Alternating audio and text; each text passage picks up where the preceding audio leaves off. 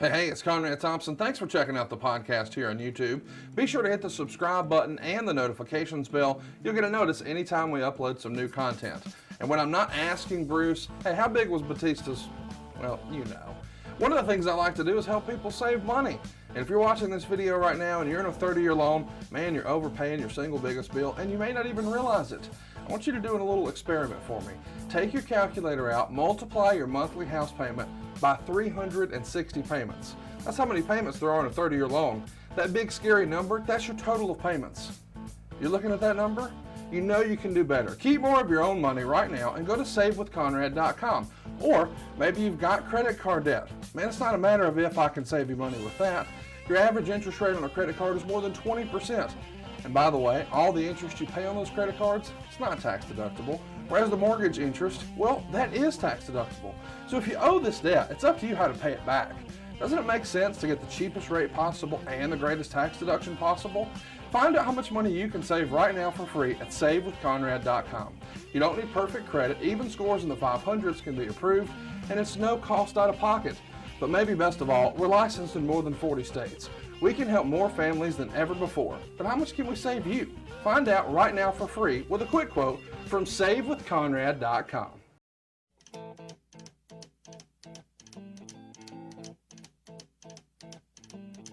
Hey, it's Conrad Thompson, and you're listening to Something to Wrestle with Bruce Prichard. Bruce, it's WrestleMania Saturday.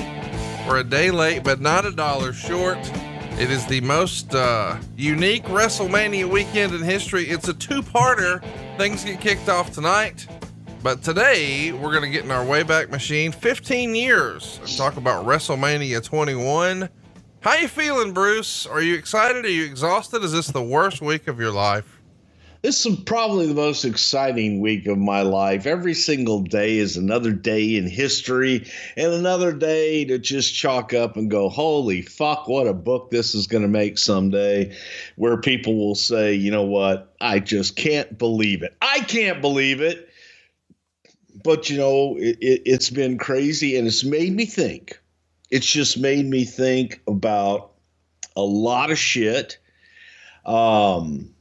This is not, look, I'm going to get on my soapbox, but this isn't a soapbox. This is just this is going to be me venting for a second, if you would indulge me. Yeah, I'd love to hear it. And I just, you reach a point sometimes where it's all you can stands and you can't stands no more. And I guess I'm pretty much at that point. There's a light at the end of the tunnel, so to speak. And as you look at things through your lens. You look at things as how everything around you is affecting you. And when we do these podcasts and we do these shows, I give you my input from how things affected me. And that's the entire point of the podcast is to do what we do based on how it affected me. Right. And that's how I remember shit. That's my recall. And when you go through social media, which, by the way, I fucking hate,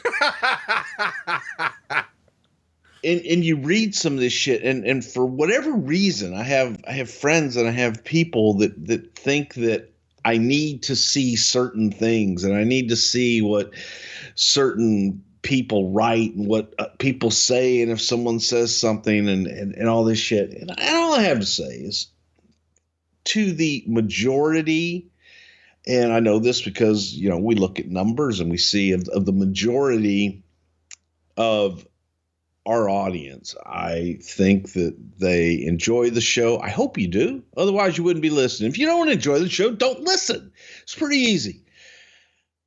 But I think that the majority, you know, get it. But then there are those that just want to be so negative. And the negativity is kind of just taking me over the edge, because there are times, you know how those old Clint Eastwood movies or the old movies where you see the guy that just looks, it's had the really bad day, and the guy comes up to him. Falling Down is a good example with Michael Douglas, where you don't know exactly what you're fucking with sometimes. And you don't know what other people are going through. And you don't know that if that in the weeks past that they might have had a loved one in the hospital with, extremely serious situations that they're dealing with every single fucking day while they still work 20 hours a day and then continue to do what they do for the love of the game, for lack of a better term, for just the love of a loved one, the love of a loved one, easy for me to say, for your family, and then for everything that they do to entertain, whatever the hell you want to call it, whatever you want to do to an audience. And that's what we've done. That's what I've done. And sometimes you don't know. Sometimes you don't know what the person on the other side is going through. And as open and as public as I am, and you know this, I'm a very, very private person. I have my public life, if you will, but I try to keep my private life very private. Your family life. My family life, yes. And I appreciate the understanding of some, and to those that don't understand, I want to say, go fuck yourself. I'm not going to say that. I'm just going to say, move on. Move on, because in these times, it really doesn't matter. And Road Dogg used to say, would be funny as shit, because he would talk about the guys and they would come in, oh, my Twitter's blowing up, man. My Twitter's blowing up. And you look at their Twitter and it's like they got 10 comments or something. Yeah. So I use that a lot now, like, oh my God, my Twitter's blowing up. 2 people commented on this. And that's the reality of it. So I put it all in perspective, but you and I last week, I think it was last Saturday, actually, when we tried to do this show last Saturday. Yes, we did a week ago. Yeah. We tried to do it on Sunday. We tried every day this week for 7 days. Yeah. Yes. And reality hit in so many ways to where I just, I had to laugh coming home and finally going to bed at 6 o'clock in the morning, one of these days this week, and saying, shit, I got to be back at the office at 9. Yeah. Why am I even going to bed? I don't send you the screenshots from social. I assume somebody does, but I assume you're frustrated this morning because, you saw some negative pushback on Facebook and the like, because our show was delayed and people didn't know the personal family stuff this week, or that, while the rest of the world is quarantined, most of WWE is, but somehow, you're still managing to be at the office. So now a show that would probably normally be put together by a small army of people is put together by a handful of people. And unfortunately you're in that. So this whole 2 and 3 hours of sleep a night deal this week, coupled with the, maybe negative criticisms of, I can't believe they're late on WrestleMania week is just, boiling over for you. You know what? It was accumulation. It was an accumulation of shit that just, driving home last night which yesterday was my 24th wedding anniversary. There, I'll share a private moment. And you missed it. But where was I yesterday, Conrad? You were at the office until, past 10 o'clock. I know for sure because we were still talking. So yeah, you missed your 24-year wedding anniversary. Your wife's not always been the healthiest person. She's had some challenges, and another family member, and there's all this hysteria about coronavirus and COVID-19, and everybody's stuck at home, and you're still in the office every day, all day, trying to make sure that fans still have a fun distraction this weekend. And come home and even you and I, it was funny because I said to you last night, hey man, by 9 o'clock tomorrow morning, dude, I can't do any more. And I've been on the phone all morning doing more, which is cool. I get it. It's just sometimes the frustration and the negativity gets to me a little bit. And I don't believe that is the majority of people. And this is what I love. I love the wrestling business. I love this. And without this, I don't think that I would be back involved in the wrestling business. Yeah. And I guess that's worth mentioning, you know, the love of a loved one that you sort of twisted around a little bit ago. Something in there you were alluding to is one of the reasons you used to do this podcast is because of me. And I appreciate that. And you feel like you have a commitment to me. And I really appreciate that, because I'm sure a lot of people online say, oh, now that he's got the big WWE deal, he doesn't need the podcast money. And technically that's true, but you enjoy it. And this is one of the only, I mean, there for a long time, me and you were together about damn near 24/7. And this is basically the only time either one of us have free time to get together anymore. And it's fun to do the show, man. But yeah. And it's fun to, I feel horrible when I send you a text when I tell you, hey man, no, I think I'll be done at 4, and I'm sending you a text at 7 saying, yeah, it looks like it's not going to happen at least tonight. Hey, by the way, Conrad, 4:00 ain't happened. I'm sorry. It's fun to go back and forth with you and schedule our time and then get it all blown up. Well, listen, I hope that, you guys get nothing but good news, and that everybody is safe and happy and healthy, and no big deal. But I am looking forward to WrestleMania. And I know this is weird, but I feel like, and man, I don't mean for this to sound negative, but maybe you'll appreciate what I'm saying. I think the expectations for this WrestleMania are so low because it's so unique. People were so excited about being in Tampa and having the live experience. And I mean, what a cool stadium that was, with a fucking pirate ship and WrestleCon and all the surrounding shows. It's such a tent pole weekend, not just for WWE, but for wrestling fans worldwide. And now that it's been effectively canceled, people, I think, have really diminished expectations for WrestleMania, because there won't be a crowd and the vibe will be different. But I think I'm proud of it. But that's what I was going to say is I think the low expectations mean that this is going to be a fucking fantastic show. I mean, sometimes a friend of mine will see a movie and then I'll hear it from someone else and someone else and someone else. And eventually I've heard this is the greatest movie I've ever seen. And I go into that movie with the expectation that this is going to be the greatest movie ever. And then when it's over, I'm like, it was pretty good. I mean, it was okay. But if I go into something with really low expectations and I'm like, I'm just trying to kill some time, when I'm done, I'm like, holy shit, what a fucking movie. And I think that's probably what this WrestleMania is going to be. I mean, you and I haven't talked about any sort of spoilers or anything like that, but I'm just saying, I think the expectations are so low and things are sort of so out of sorts in the real world that we're poised for a pretty fucking fun couple of nights here. I'm excited. As am I, and I'm proud of it. And it'll have its naysayers, but I think that a lot of people are going to go, holy fuck. And we did what we needed to do, by God. So it's all good. And I don't remember WrestleMania 21 for shit, but I can, I'll jog your memory today. So this will be a memory joggy journey down memory lane, by God. We'll just talk about some other shit, because that's just the kind of fucking mood I'm in today. Am I moody today? No, we're going to have fun with this, because this is a great show. WrestleMania 21. I'm really looking forward to it. Before we get into it, though, I do. Did you just blow your load there?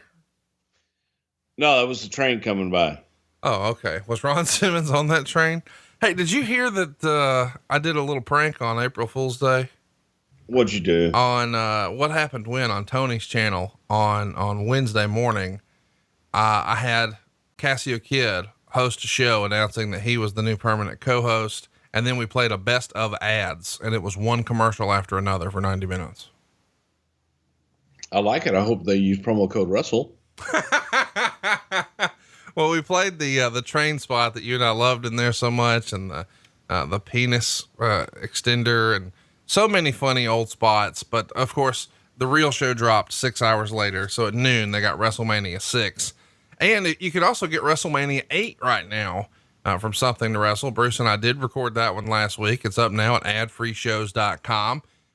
Well, listen, you said you hadn't seen this show recently. Obviously, you've been very, very busy. I got to tell you, I don't remember watching this. I mean, I watched it in '05, but I don't think I've sat down and watched it again until this week. And I've come to a new opinion. I've had an epiphany. I've had a moment of clarity, Bruce. Epiphany. Kind of had epiphany. This is my second favorite WrestleMania ever. Wow. WrestleMania 6 is still what I grew up on. Hulk Hogan, Ultimate Warrior, those were my guys. I just remember that so much as a kid. It's the one that stands out the most to me.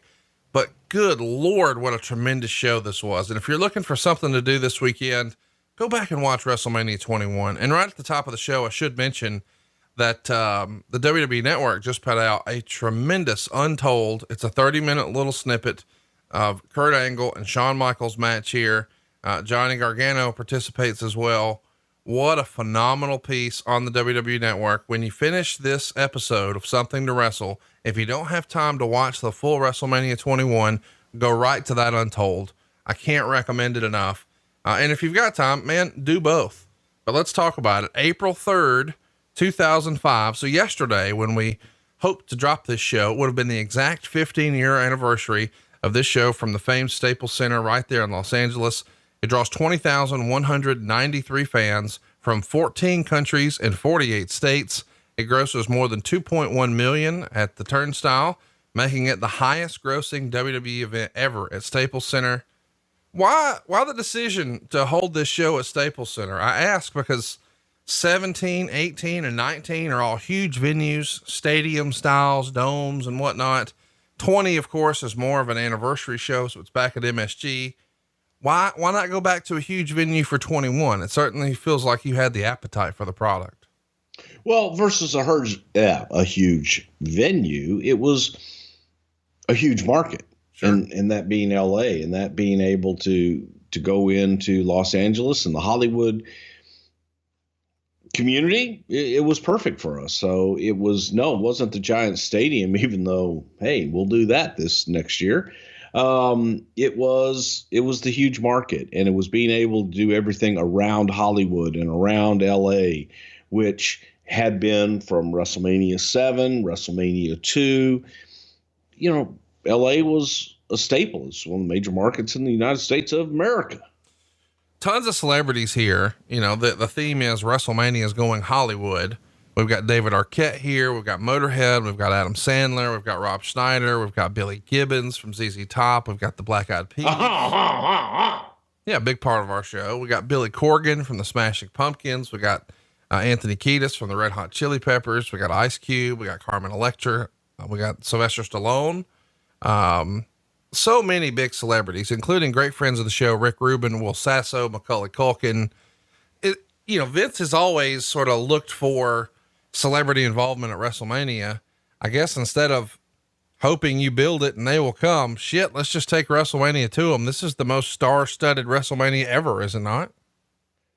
Yeah. I mean, every WrestleMania is star-studded by God, and the celebrities all come out. It's the hottest ticket anywhere that there is, and people wanting to be a part of it. But you look at, when you go to where they live, it's a hop, skip, and a jump and easy to make.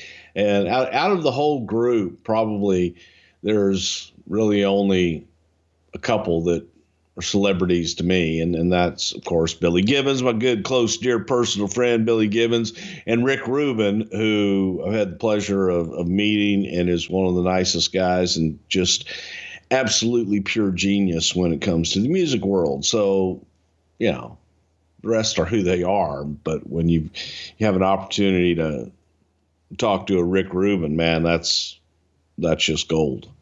By the way, I guess we should mention Rick Rubin is such a wrestling fan. Not only did he fund Smoky Mountain back in the day, but he listens to Something to Wrestle. That's a big time wrestling fan right there. Even more reason to love him. Let's talk about how we got here. Just a quick sort of backstory to this show. We've covered Royal Rumble 05 before. That you may remember. That's when John Cena and Batista both land at the same time. They have to call an audible. Vince runs down to the ring, tears both quads. Ultimately, Batista wins the match and decides he's not going to pursue the title on SmackDown. He's going to pursue the title on Raw, effectively quitting Evolution and cementing his turn against Triple H. So now on the other show, SmackDown, we had the No Way Out pay-per-view where Bradshaw would retain the WWE title, and that sets up his match with John Cena at WrestleMania. Let's talk about sort of the financial state of the company. Wade Keller would report on the way into this show. There's no reason for panic or rejoicing based on the latest figures to come in for WWE representing the third quarter of the fiscal year 05. Basically, the gist is, the more things change, the more they stay the same. It's not necessarily growing, but we're not necessarily losing. It feels like the company is sort of just treading water financially. At this point, you know, it feels like creatively, maybe Vince is looking for his next Stone Cold or his next Rock, as both of those guys have sort of wrapped up their in-ring career here. And we're in a bit of transition. I think if you could sort of chart the course of the more recent WrestleManias, of course, 18 happens right after, or 17 happens right after WCW goes under. We turn Austin heel. 18, we're trying something new. We're bringing back the NWO. Of course, Hulk and Rock just absolutely tear it up. And then we try the Triple H thing for a little bit. We get up to 19 and we're trying to push this new era of big stars as we sort of wave goodbye to Austin and Rock. Now we're pushing Kurt Angle and Brock Lesnar. At 20, well, we're trying something new again with Benoit and Eddie Guerrero. And now here at 21, it feels like we're trying something yet again with Dave Batista and John Cena. It feels a little bit every year like we're still looking for our next big thing. And, you know, you were in the inner circle. Do you feel like Vince had more confidence in Batista and John Cena being that duo compared to, say, Chris Benoit or Eddie Guerrero?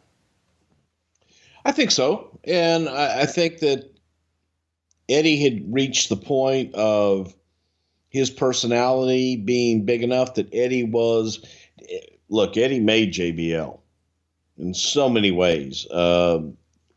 That's the character that JBL was built on.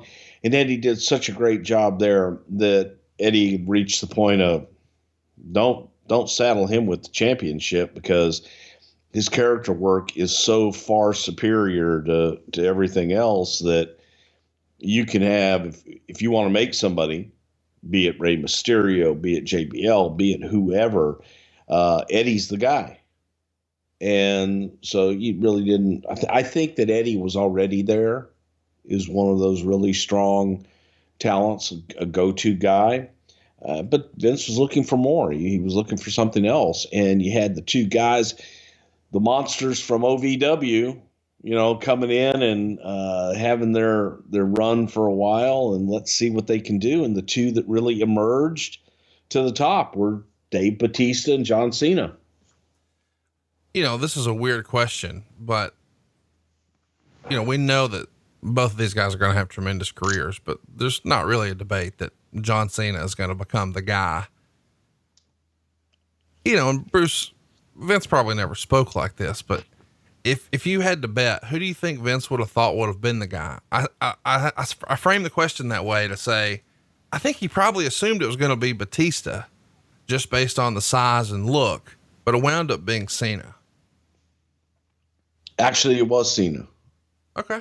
And it was that intangible. However, looked at Dave and said, Dave can be the guy on Raw, if you will. And Dave can also get there. He looked at John, you know, immediately and went, John had that it factor that it took a while to find it and bring it out, but it was always there that you knew. It's like having a, 800-pound marlin on the hook. And you know it's going to take you a while to get that fucker on the boat, but when you do, you've got a record. And that was kind of with Cena. It was in there, and it was just working to get it out. And once you got it out, it was all bets were off. That's a great analogy. Let's talk about Vince. You know, we briefly touched on him jumping into the ring at WrestleMania, or Royal Rumble rather, and tearing both quads. Well, as you can imagine, he has to have surgery to repair those. And Wade Keller would write, answering the question of whether Vince McMahon would let people see him in a wheelchair. He showed up last Friday at MSG, his favorite arena, for a Raw house show. He was in a wheelchair backstage with his legs both wrapped and elevated. Stephanie Shane and Linda McMahon were also backstage. He was greeted by a number of wrestlers. He did not show himself publicly in front of the crowd. But the show does well. It's up from prior MSG house shows. And the report would also continue. Office staffers have been affected by Vince's absence from the office on a regular basis, as some have had to make trips between the office or production studio and his home to let him see tapes of pre-produced videos for his approval or critiquing. The estimates for the time it will take him to get back on his feet and traveling to all events is about 6 months due to the serious nature of the double quad tears. Now, we know Vince McMahon ain't going to sit like this for 6 months, but still, Vince McMahon in a wheelchair, not a sight a lot of people ever thought they would see, and maybe perhaps causing some inconveniences running back and forth. What do you remember about Vince's time post-surgery? Well, he worked his ass off to get to the point of being able to. WrestleMania is 3 days, ladies and gentlemen. Oh, shit.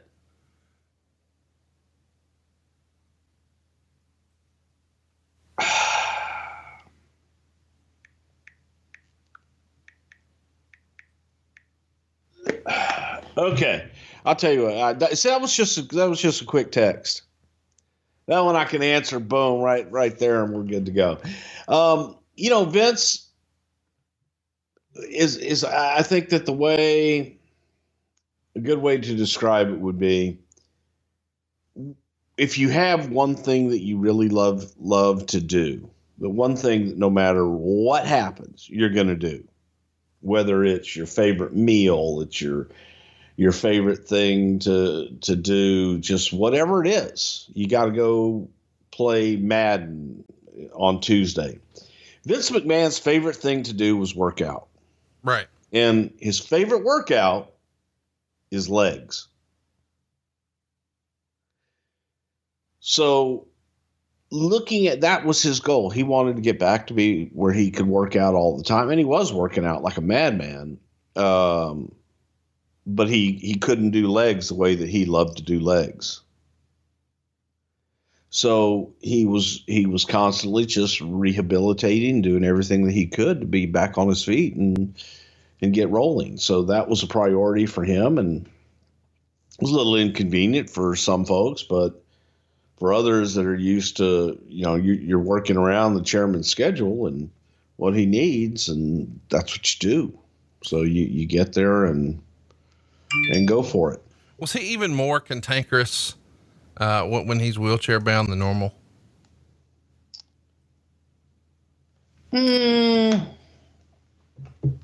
Not really. Frustrated with himself, yes, but not really. Cantankerous. That's a Southern word. It's a hell of a wine, by the way. Yeah, it is. Let's keep it going. Let's talk about Chris Masters. Wade would write, Chris Masters has been told by WWE agents to be aggressive in the ring, which may have been why he broke Stevie Richards' nose in his first televised match on February 21st. WWE showed backstage footage of Richards' crooked, broken nose on the February 28th Raw to hype how stiff Masters' sledgehammer to the chest is.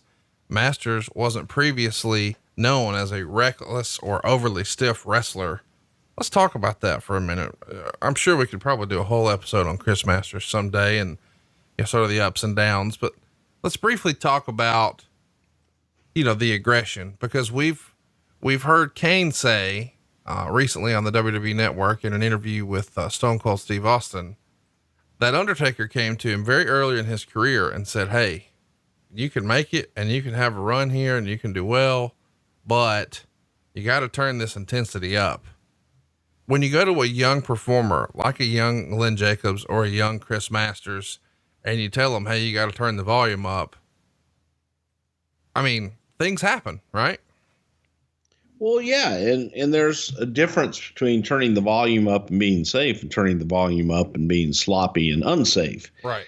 And sometimes guys mistake the two. They think that by being snug that you have to be stiff, or you have to hurt people. You don't have to hurt people. It's you can apologize in advance, and you've just got to lay it in, and you've got to snug it up if you're going to make it. Let's keep going here and talk about James Bell. This is a name that we've touched on a little bit before, but this is quite the story. Wade would write, James Bell, a WWE senior VP from the company between 98 and 2000, pleaded guilty to mail fraud for taking in a kickback scheme where he received money under the table for giving certain companies licensing deals with WWE, including THQ and Jakks Pacific. WWE is now challenging those deals because they contend they were signed under illegal terms. He's going to face a maximum prison term of 5 years and $3.9 million in fines. Plus he's been ordered to return $1.9 million to WWE. What a fucking story, man. Yeah. And that was, it's a shame because Jim opened up a lot of doors for WWE in the licensing world. And we went, that was at a point where we were licensing everything under the sun, lighters, condoms, you name it. We licensed it. And it was shit. We were just everywhere. And then to find this out after the fact, you're like, motherfucker, you want to believe, and you want to believe that people are good. And unfortunately this was not good. And,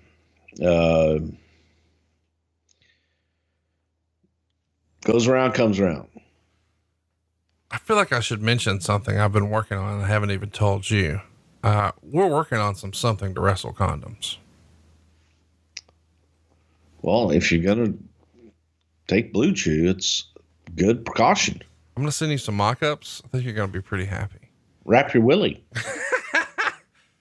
We should mention during this time, Matt Hardy and Lita would break up. She's going to start dating Edge. And we've done a whole show on this early on in the archives.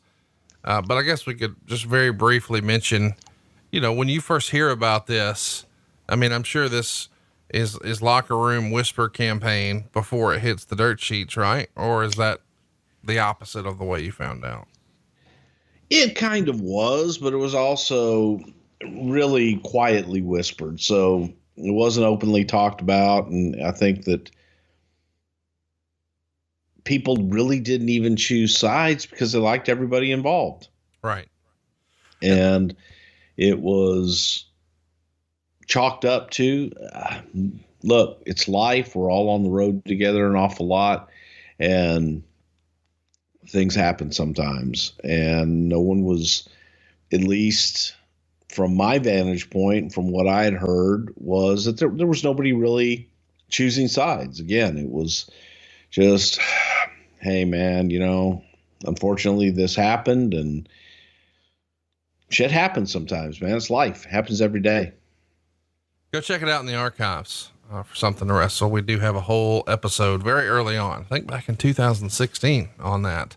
Let's talk about something else from way back in the day. Ted DiBiase, according to Wade Keller's report here, has admitted to not following the product, but has been hired by WWE in a role that will basically make him an agent and I guess a creative consultant to the creative staff. Keller would write, DiBiase has little formal booking experience, but was highly regarded by his colleagues during his peak wrestler years in the 80s as a world-class worker. He had recently been part of the religious themed wrestling show circuit. He's best known for his $1 Million Man character. Talk to me about Ted DiBiase. We know that this is maybe not the best fit for him. No, it really wasn't. And Ted is one of those examples of someone who could do it all in the ring and was one of the best to ever do it. However, Teddy wasn't one of those guys that could just come up with an idea and come up with programs and ideas and things to take you down the line. If someone else had the idea and said, hey, Ted, we need to get a match out of this, Ted could do that and do it very well if it was him. For Ted to give that knowledge or give that direction to someone else, it would be difficult for him. And Teddy was the first one to tell you that this wasn't his forte and this wasn't where he thought his strength was. Ted was much better at analyzing a match after the fact and telling someone where they could have put things and help them with psychology as to why you want to put this here versus there and why you do the things that you do inside of the ring. Teddy wasn't one of those to go, hey, I've got an idea for a main event at WrestleMania.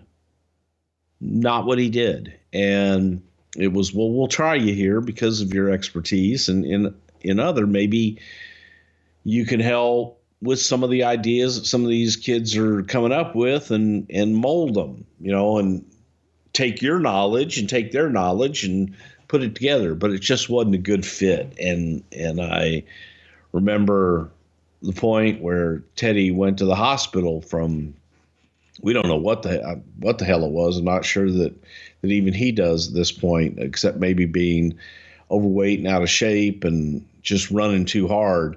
But he and Dusty were having breakfast at the hotel, and Teddy's eyes just rolled in the back of his head, and he passed out.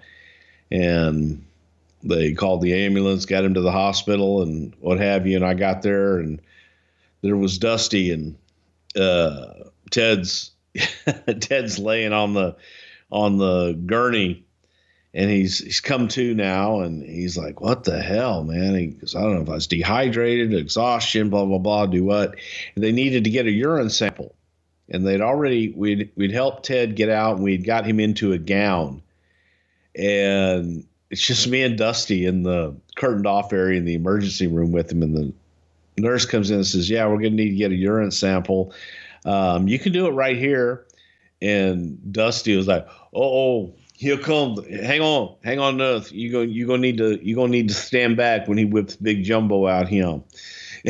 And Bruce, get over here because it's gonna take a couple of us to hold this for him and everything. Hold this the sample. And we're just laughing so goddamn hard. We have no idea if Teddy's gonna live or die, but we had fun. You touched on stuff. First of all, thank you for sharing the Jumbo story. I don't think you've ever told the full thing before, but you mentioned something there that really stood out to me that I don't think I've ever really considered. And that's, wow, I don't know why I've never really thought about that, but perhaps there's some guys who can only really tell you sort of post-match instead of pre-match. So they can't really help you lay it out, and they have trouble with the visualization. And it's almost like, let's make the analogy to maybe building a house versus remodeling a house. Teddy was a great home remodeler, but not able to be a great home builder. Fair to say? He was not a good architect, but if Ted were building his own home, it'd be great. But he can't tell you how to build your house, but if you got a shitty kitchen, he can show you how to make your kitchen better. Yeah. And he can build his own house. Yeah. But he couldn't build someone else's. That's pretty fascinating, because I don't think I've ever really thought about the wrestling trade in sort of a pre or post way until you just laid it out, that he could watch your match and say, oh, you should have moved those pieces around like this and it would have worked better, as opposed to saying, hey guys, why don't you do it like this, just with a blank canvas, and that difference being such a critical difference. Exactly. Let's talk about 24/7. This is when, the company is sort of pre-network, and they're pushing out an on-demand video service to a lot of different cable systems. And now in this era, they just had a whole bunch of new cable systems sign up, including Cox Cable, which is a really big one. You said Cox. Oh my gosh. Listen, I gotta tell you, I loved 24/7, and I loved some of the content they came up with, like Legends of the Round Table or whatever they called it. But it's, a semicircle of legends breaking down one particular topic, usually Mean Gene hosted. JR would be there a lot. Michael Hayes would be there a lot. Mike Graham, I think was a staple. JJ Dillon was on some of those. Really, really fun stuff. Why don't you think, obviously the 24/7 service evolved. Why do you think maybe that particular format hasn't been brought to the network? What the format of 24/7? I think that That is the network. No, not that. I'm saying the roundtable discussions with the legends. I think the different from Table for Three and different incarnations of it have been brought to the network, just not necessarily that one, roundtable deal. I loved it as well. I loved the whole 24/7 channel, and would just, you get lost in it. Kind of like you do the network now when you do that deep dive and you start going through shit. It's like, holy cow. What was interesting about the psychology of 24/7 is they put new content up every month, but they would also take out old content every month. So it really made it like appointment TV where you were like, oh, I better hurry up and watch this. And I feel like sometimes on the network, we take for granted just how much stuff is there, but the whole add to and take away where some of the stuff would age out. You're like, oh man, I better watch this before it's gone. I think that maybe changed the way I enjoyed the on-demand content. Yeah, that's true too. And it's like you say, it made it appointment television and made it whatever date that was every month for you to go back and see, oh, what did they put up? And they would put it up like a new Legends. And then they would put up, the history of Florida Championship Wrestling, but they would do it on different days. Right. So you had to keep checking back and go back and see what else was new. And normally I would just wait until 5 or 6 days after when everything they were going to put up was up. And then it's what you call binge watching. You're watching a binge, which means you watch it all at one time. Is that your JR impression? I don't know. That's a cross between JR and fucking, I don't know, Elmer Fudd. Let's talk about The Rock. He does an interview here with Opie and Anthony, which once upon a time was a huge radio show, and it's on XM radio. And Rock is asked about his status with WWE, and he says that his contract lapsed, and he talked about being, quote, pissed off and, quote unquote, disappointed how WWE handled it, considering his family's long history with the company. And he said, even though I'd become this big movie star, I was always willing to come back and help him out in my free time. And they asked him if he's going to be at WrestleMania, and he says no. And then he hasn't talked to Vince in quite a while. This is interesting because WrestleMania is going Hollywood, and wrestling's biggest Hollywood star not going to be participating. Is this just everybody's got hurt feelings and their ass on their shoulders? Do you think Vince was ever going to reach out to Rock to be a part of this show? I think it was just timing more than anything. And I don't know necessarily that Rock was even available. So it was probably all the above. And sometimes it's gets blown out of proportion when you've got a better story to tell. So that's where it was. And I don't know that Rock was even available for WrestleMania 21.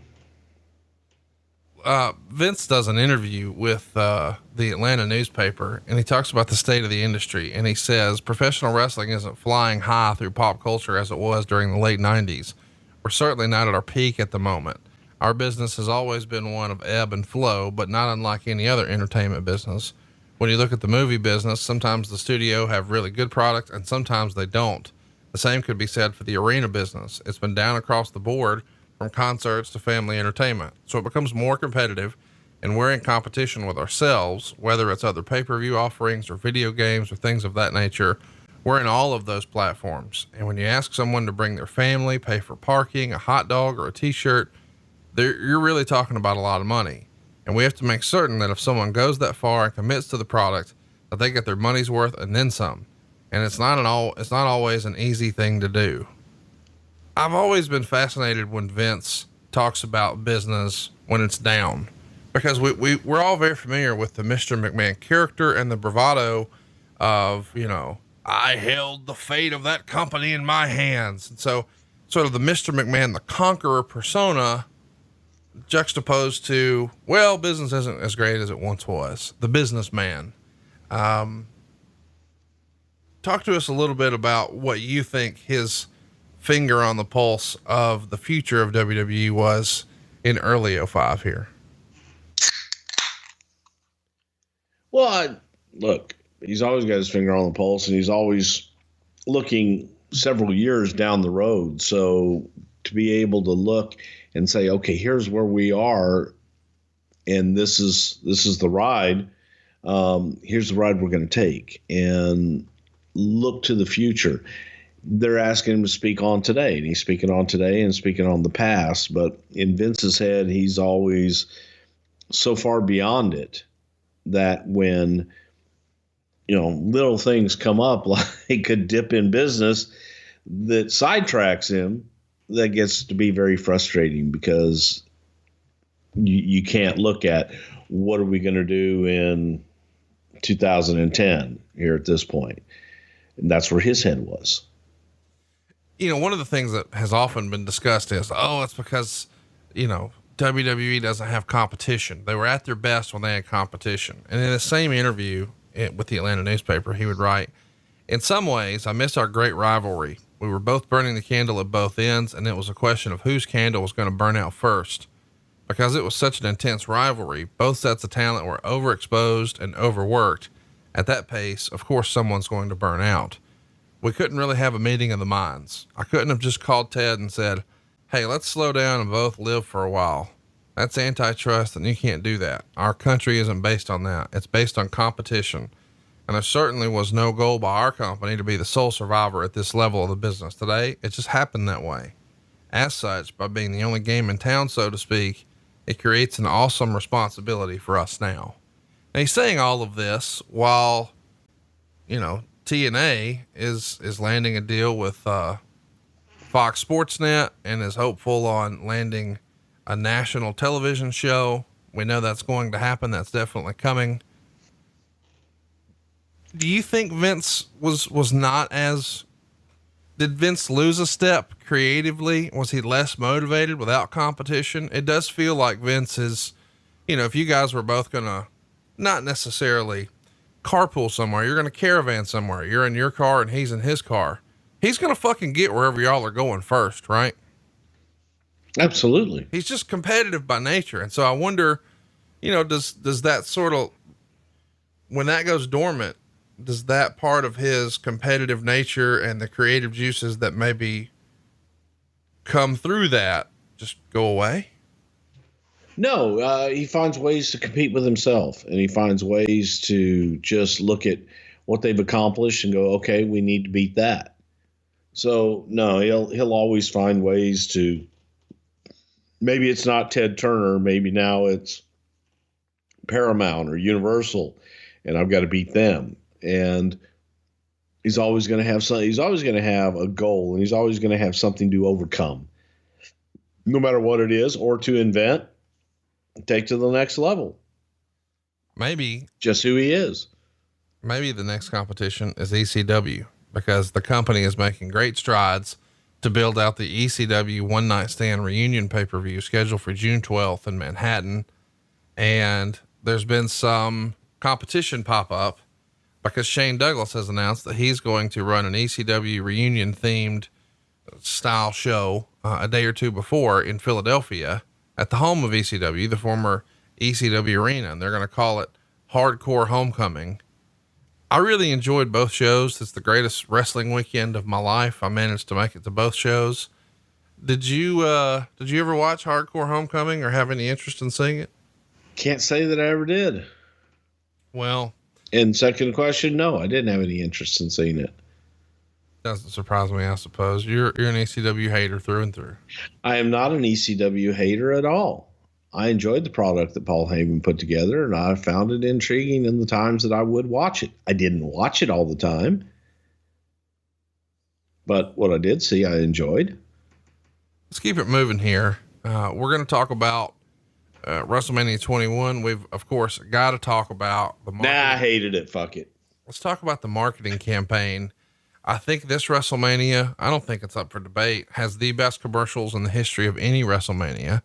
And Wade Keller would say that they're spending more than $5 million in advertising to promote WrestleMania, to raise awareness for the pay-per-views, including putting the commercials on in 290 Regal cinemas in the top 25 markets. They're doing major ad buys on TV, radio, and of course, web markets.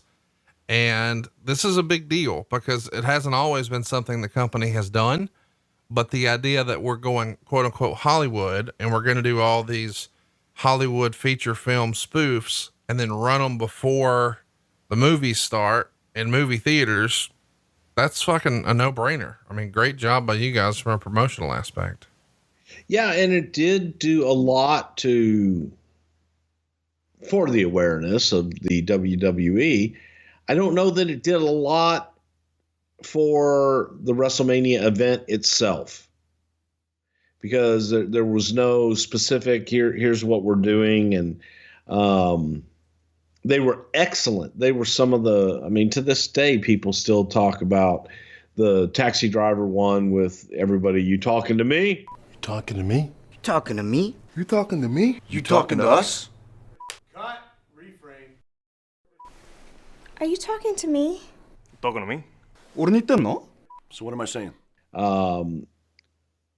Triple H with the Mel Gibson thing and Braveheart. Sons of Scotland, I am Triple H.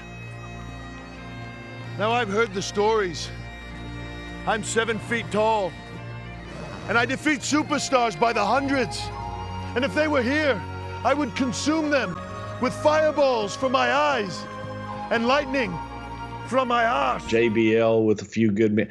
I mean, oh my God, they were expertly done. God, they were great. Did you order the Bashams to interview? You don't have to answer that question. I'll answer the question. You want answers? I think I'm entitled to them. You want answers? I want the truth! You can't handle the truth! And How about that Stacey they were Keibler great one? awareness.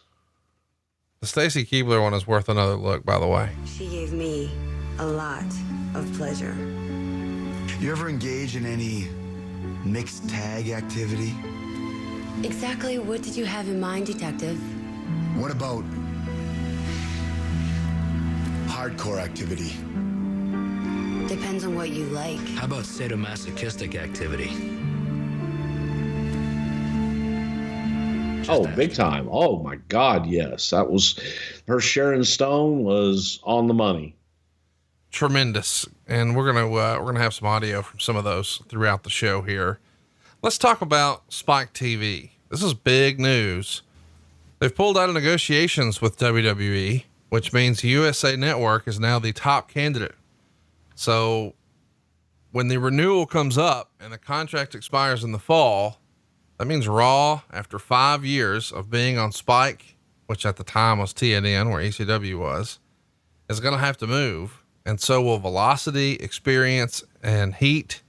And at this point, USA Network is the only other cable network in serious negotiations. That is not a great spot to be. You know, when you've got multiple platforms and stations sort of negotiating, then you probably are prime for a good deal. But when you only have one offer, it's not exactly the strongest power play position to be in, right? Well, you still had, I think that the only reason that TNN pulled out was because they realized that they weren't going to win. And the offers back and forth had already been made. So it was a point of negotiation to where they're like, okay, well, we're not in this game anymore, and pulled out. It didn't change the fact that USA was still very interested, and that USA had already made an offer that was much more than what we were doing on Spike. We should mention that the company's current deal with Spike is $28 million a year. They're looking for a $12 million bump. They want to get to $40 million. Instead, Spike decides to go a different direction, and they're going to add CSI New York, which is going to mean, I don't know, just a paradigm shift for them. We should mention a few weeks later, though, no stress, no press, no fuss, no muss. WWE's coming back to USA. In hindsight, was it a mistake to ever leave? I mean, we've talked a lot about Bonnie Hammer here on the show and what a great relationship you guys had, not only when the show first launches, but through the height of the Attitude Era, the late 90s. She would sort of let you guys get away with some things when you were battling with WCW. And it feels like, for whatever reason, there was a grass is greener type feel. And now, of course, we know Raw is back where it always was, USA even today.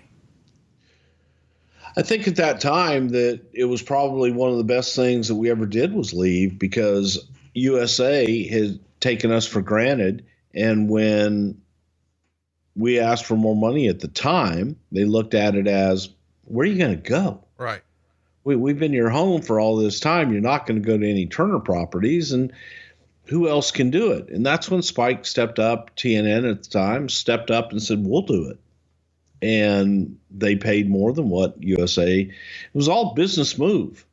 So that just increased our worth, because after leaving, now all of a sudden USA realizes that, hey, wait a minute, we're no longer the number one cable company.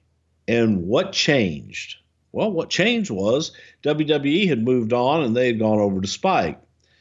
So USA realized and saw the light, if you will, how valuable that property was. So when it came back time and contracts were up for negotiation, they were in those negotiations, and they didn't want to lose out again, because we had built it together, and one without the other wasn't as strong. They do a press release with reps from WWE and NBC Universal talking about how excited they were. USA Network President Bonnie Hammer would write, "I'm thrilled to be back in business again with Vince and Linda McMahon. I led the USA team that helped grow Raw into a true pop phenomenon, and it's great to welcome it home." And Linda McMahon would say, "We're very happy to be returning to USA Network, where we experienced some of our greatest successes, and to NBC, where we had tremendous success with our series of late night specials, Saturday Night's Main Event in the 1980s. It's a big deal to have them back here, and it's a 3-year contract. Wade Keller is going to have a report about John Laurinaitis. He would write, his current good standing with Stephanie is, quote, Steph still sees John as the golden boy, whereas Vince sees through it. It might be because John was never around before Steph was a boss, so he treats her with respect, whereas others still see her as daddy's girl on a high horse. That's something that you've talked about a little bit in older episodes, that it was a challenge for some of the office personnel, perhaps yourself included once upon a time, when you knew her as the little girl that you used to, see over at the McMahon compound. And now she's a player. What was her relationship like with John Laurinaitis in this era? And what can you tell us about Stephanie sort of coming into her own as an executive in the company? Well, I think that, John was new, and John hadn't had that relationship before.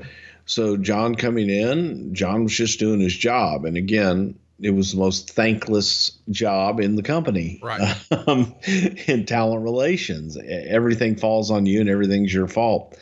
So John was just doing his job. And a lot of that was dealing with Steph and the creative at that time. But again, you look at everything that Steph has done, and especially now, it was all new then. It was all brand new. And like anything else, people would sit back and go, oh my God, they don't understand. You got to earn your stripes. You're new. You're 4 years old. You're 4 years in the company. Well, a part of that is true. You forget about the other 25 years living the life of the company and being surrounded by it her entire life. So for someone with, let's say, 8 to 10 year veteran in the company, and this kid comes in that, they're only there because they're in the family. They forget about the experience and the education that they received at the foot of the people making those decisions for their entire life, and how all those decisions affected their entire life. So I'll take that experience over the Harvard graduate any day of the week. And that's just life. I think that's human nature and how people look at things sometimes, without the realistic look of, okay, well, maybe give them a chance, and just because they're young doesn't mean they're stupid. Let's talk about Steve Austin. He makes an appearance on ESPN radio to promote WrestleMania 22. And he talks about his favorite opponent being Ricky Steamboat in WCW and Bret Hart in the WWF. And they're talking about sort of a dream match scenario. And they bring up him versus Hulk Hogan. He says it would have been a clash of styles, but he says he would have loved to have wrestled Andre the Giant. And then he says he regrets not having a chance to wrestle Goldberg, but the timing just never worked out for them.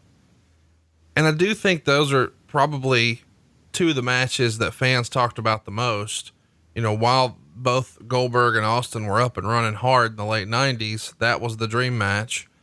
But then later, you know, once the sun had sort of set on Austin's career, I think a lot of people started to talk about Hulk Hogan and Stone Cold as a perhaps dream match. If you had to book one of those, which one do you think would have made the most sense and created the most magic? Hogan and Austin, and who else? Hogan and Austin, or Austin Goldberg? Wow, I would have said Austin Goldberg. I had a feeling you would say that. And Austin has pretty consistently said the same thing, that he felt like the Hogan match wouldn't have worked. It just would have been a styles clash type thing. And, you know, some of us fans, we don't really follow what that means. Sort of verbalize why you would prefer Goldberg Austin over. Because Austin and Goldberg both were the guys that came in their respective places to become the top guy. Hogan had been the top guy. You know what I mean? He was the man. He was a standard bearer for a long time. And Steve and Bill came in for their respective companies and became the top guy and became the hottest thing in the company. And I think that was just a more natural selection. Not that I wouldn't have wanted to see Steve and Hogan. I just think that at the time that the more intriguing match would have been Austin and Goldberg, because they were the hottest at the same time. They had been on the same kind of trajectory in the same time frame. I think it would have been more interesting. Let's talk about the Hall of Fame class. It goes down, of course, the night before WrestleMania 21. It's a big class, man. We got the Iron Sheik going in. Sergeant Slaughter is going to induct him. Nikolai Volkov is going in. He's inducted by Jim Ross. Paul Orndorff will be inducted by Bobby Heenan. Jimmy Hart will be inducted by Jerry Lawler. Bob Orton will be inducted by his son Randy. Roddy Piper will be inducted by Ric Flair. And the main event, man, Hulk Hogan, inducted by Sylvester Stallone. Pretty big class here. What do you remember about the WrestleMania 21 Hall of Fame ceremony? Well, it was probably one of the most star-studded classes when you look at the time frame of 1984 to about 1986, 1987. This was the all-star class. This was, you know, the original WrestleMania guys. This was the first action figures. These were the guys that when everything exploded, they were on every cover. They were the ones that everybody was talking about. So, it just was a pretty damn good logical class from the same time frame of bringing everybody up. And I think to the fan that was watching in 1984, Hulk Hogan's Rockin' Wrestling and the whole Cyndi Lauper, Wendy Richter, all that shit. This was the time. These were the guys. These were the ones that were there doing it and that you always remembered. So, to me, it was a pretty damn cool class. It was a great class. Let's get to WrestleMania 21. Before we do, we should talk about those commercials, I guess. Forrest Gump is going to be featuring Eugene playing the role of Tom Hanks. William Regal's going to make a cameo here. Braveheart will feature Triple H playing Mel Gibson's role, William Wallace, with Ric Flair making a cameo. Basic Instinct, which we plugged earlier, is Stacy Keibler playing the Sharon Stone character, along with Benoit, Jericho, and Christian playing the roles of the interrogators, and Mae Young and Fabulous Moolah make a cameo. Pulp Fiction features Eddie Guerrero and Booker T in the old. For that one was awesome too. A Few Good Men is John Cena and JBL playing Tom Cruise and Jack Nicholson, and Jonathan Coachman makes a cameo there. Dirty Harry has The Undertaker playing the role of Clint Eastwood. When Harry Met Sally has Kurt Angle and Christy Hemme playing Billy Crystal and Meg Ryan, and Linda McMahon makes a cameo. And then Taxi Driver has Heidenreich, Batista, Shawn Michaels, Rey Mysterio, Shelton Benjamin, the Bashams, the Big Show, Candice Michelle, Carlito, Tajiri, Orlando Jordan, Joy, Gene Snitsky, Paul London, Taz, Chavo, Hardcore Holly, Molly Holly, and Michael Cole, all doing Robert De Niro's old "You Talking to Me." The Gladiator opening is Steve Austin playing the role of Russell Crowe, and this is, in my opinion, and I know you said maybe it didn't sell the most pay-per-views because they're not really doing a big call to action. But as far as branding for the company, this is about as good as anything you guys ever did, I think. Yeah, I thought they were absolutely excellent. Like I said, to this day, people still talk about those commercials. They talk about the commercials. They don't talk about the event. Yeah. And the event is such a fucking sleeper, man. And I don't know why, but good Lord, what a great show this was. Before the pay-per-view, there's a 30-man interpromotional battle royal. Booker T is going to win, last eliminating Chris Masters. And then the show opens with this awesome open. And then Lillian Garcia sings America the Beautiful. Jim Ross and Jerry Lawler are going to introduce the show. They go to the Spanish announce team, followed by Michael Cole and Taz. And then we do like a highlight montage of all of these movie spoofs. And of course the Steve Austin Gladiator open. But then maybe one of the best matches to ever open a WrestleMania. I loved it. It's Rey Mysterio and Eddie Guerrero. And you want to start the show with a bang, put these guys in here and give them some time. They've got 12 minutes to put on quite the show. 2 3/4 stars. This is some big talent here in the opening match. And Eddie Guerrero was in the ring when the final curtain fell at WrestleMania 20, celebrating with his pal Chris Benoit. They're both world champions. Fast forward 1 year and he's in the first match on the show, but he made it happen. I loved this match.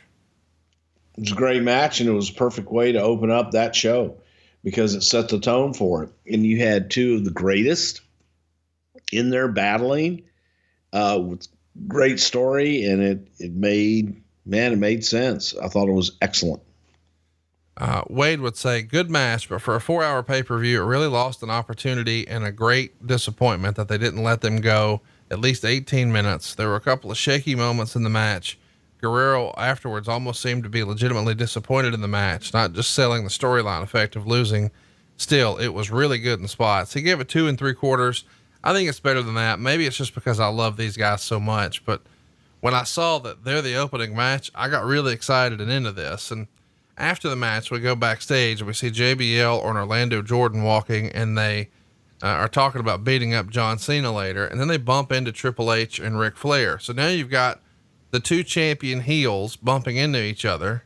And Hunter sarcastically says, "Oh, look, the wrestling god. What a joke." And they're going back and forth about who's really the better man. And we'll see who's the champ later tonight. And the crowd actually gets into it a little bit when, Flair gets in Jordan's face and says, "Woo." So it's a nice way to sort of end the segment. The crowd pops on this, but what's the purpose of having the two sort of heel champions bump into each other and maybe they have an issue with each other too? Well, the beauty of it is that we had split shows. You had Raw roster and a SmackDown roster that didn't really cross, and pay-per-view was the only time that the two sides, and especially a WrestleMania, that the two sides would ever come together. So it's a way to rub brands up against one another, and there's just natural competition. The AFC and the NFC, and this was SmackDown and Raw. So you get your two champions together, and the fact they were both heels, and the fact that they both had advisors, if you will, with them. It was just a natural setting, natural occurrence. Next up, we see Adam Sandler and Rob Schneider in the crowd. And then it's time for quite the match, my friends. Second match on this show, the original Money in the Bank ladder match. The idea for this match was introduced by Chris Jericho, who would propose a 6-man ladder match for the event, in which the winner would receive a contract for a world title match at a time and place of his choosing. The Raw GM at the time, Eric Bischoff, then books the match at WrestleMania 21. And according to Jericho, the first idea was a submission match between Edge, Jericho, and Benoit, and then a ladder match with the other wrestlers. What do you remember about this? Was this a pivot? The original idea was Edge, Jericho, and Benoit, and then everybody else was in a ladder match, and then somehow the Money in the Bank was born? I think that I want to say it was Michael Hayes, and I don't, but don't hold me to that. I can already hear Brian Gewirtz, or as I would say, Brian Gerwitz, telling me, no, Bruce, damn it. It was so-and-so's. But to my recollection, I remember Michael Hayes pitching, because Michael Hayes would always pitch somebody going off of some 18,000 story building and doing a triple moonsault, quadruple double flip, Fernum Snavitz into the Gizib. And so it just evolved. It just evolved into a what if. What if there was a contract hanging above the ring, and instead of a contract, you put it in a briefcase, and all this shit that just evolved from all these different ideas of ladder matches. What could be up there? If you don't have a championship, what else could be up there? And you've seen different versions of, checks hanging up there, contracts hanging up there, on a clipboard type thing. And it was just a different way to do the same match. This match is unbelievable. Edge, Shelton Benjamin, Chris Jericho, Christian, Kane, and Chris Benoit. And man, I forget how fucking talented Shelton Benjamin is. The rest of these guys, we know what their resumes are. They're all going to be world champions and bona fide Hall of Famers, et cetera, et cetera. But man, Shelton Benjamin looked like just a natural at everything he did. And this match is just unbelievable, especially when you realize it's the very first one. 15 minutes and 10 seconds, 4.5 stars. Of course, Edge grabs the chair at the very end, smashes Benoit in the shoulder with it. They'd been working on his shoulder the entire time. Benoit selling it in great misery. Edge climbs the ladder, yanks it down. And we know that Edge winning here, his cash in is going to be something extra special. But good Lord, I hadn't seen this one in a long time. And this was fantastic. I mean, sure, there's been maybe more spectacular spots since, but knowing this was the first one and all this Hall of Fame talent, really, really great stuff. Can't recommend it enough. I think everybody should go find time to watch this one today. Yeah. And it was excellent. And you look at everybody that was in the damn thing and how they shine throughout. You had Kane there as the big man to do the big man spots, and everybody else played their role to perfection. So this was one of those perfect storms where everybody made a difference in the match. What is interesting to me though is, let's run through the talent again. Edge, we know we've seen him in TLC matches. Shelton Benjamin, he could have a match on Mars and he'd be fine. Chris Jericho, we know he's a high flyer and can do all kinds of stuff. Christian, again, a TLC veteran. Chris Benoit, sort of like Chris Jericho, put him anywhere and he's going to fit. But Kane is sort of the weird, which one of these is not like the other, but for whatever reason, it makes sense here. It does. And that was the point. It was, everybody said that too. Goddamn, Kane can't do all of those things. That's the beauty of it all. What's Kane going to do? What advantage does Kane have? And the advantage that Kane has was he was the big fucking powerful monster that'll just plow through people, and he'll, stack people up to get to the Money in the Bank, whatever it is. But yes, he did fit in the fact that he didn't fit. It's weird how all those pieces fit together. And what's even more weird is how we get a WrestleMania moment from something that's not even scheduled. As soon as this match is over, Eugene just walks to the ring to zero reaction and stutters on the mic and says, I can't believe I'm at WrestleMania. And of course the crowd is getting into the Eugene character a little bit. And he says his favorite moment is when King Kong Bundy body slammed. And again, folks, this is a different time, body slammed a midget. And he said, good and bad midgets formed an army and attacked Bundy, and midgets are awesome. WrestleMania is awesome. And then Muhammad Hassan and Daivari come to the ring in their full gear, and they're ranting about not being a part of WrestleMania and say they're going to make their own WrestleMania moment. They attack Eugene, put him in the camel clutch, And then Real American starts playing and the fucking arena melts. Here comes Hulk Hogan in the full gear, red and yellow. Just outstanding moment here. That's not on the books, not scheduled, just the coolest of cool surprises.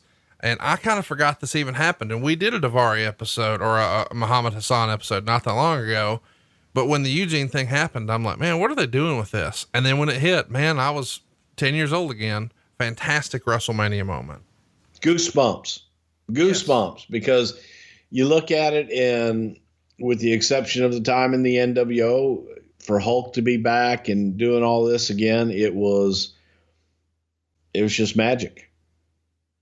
Tremendous. People wanted it. They wanted him so bad, and they got it. Go out of your way to see it. Such a cool moment. Goosebumps, like you said. Next up, something that I kind of forget again had even happened.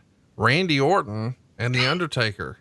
The feud first starts on March 7th when Orton challenges Undertaker to a match at WrestleMania, and he's calling it the Legend versus the Legend Killer. And Orton says he's been inspired by superstar Billy Graham, who encouraged him to, quote, go where no wrestler has gone before. And 3 days later, Undertaker accepts Orton's challenge. On the March 14th Raw, during the highlight reel from Chris Jericho's segment, Jake Roberts attempts to give Orton advice about his match with The Undertaker, but he gets an RKO for his trouble. On the March 17th episode of SmackDown, we have the contract signing between Teddy Long and Eric Bischoff, the general managers of SmackDown and Raw respectively.